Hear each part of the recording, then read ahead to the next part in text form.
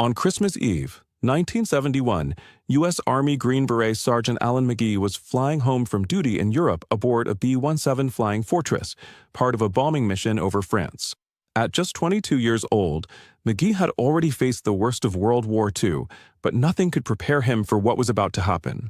As the formation neared the French coast, German fighters swooped in, tearing into the bombers with relentless gunfire.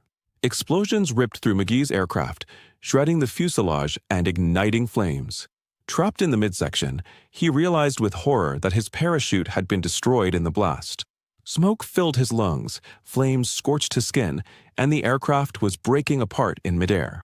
With no other choice, he crawled to a gaping hole in the fuselage and hurled himself into the freezing sky without a parachute, plummeting from 22,000 feet toward certain death.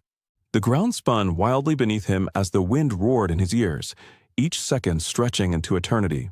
Then fate intervened. Magee crashed through the glass roof of the Street Nazaire train station in France. The thick, curved panels shattered under his impact, slowing his fall just enough before he slammed into the station floor. Broken, bleeding, and barely conscious, he was alive. German soldiers, stunned that the young airman had survived the impossible, took him into custody.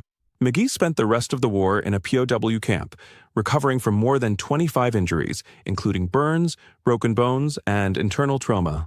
Against all odds, he survived, and years later, when asked about that day, he simply said, "I was supposed to die.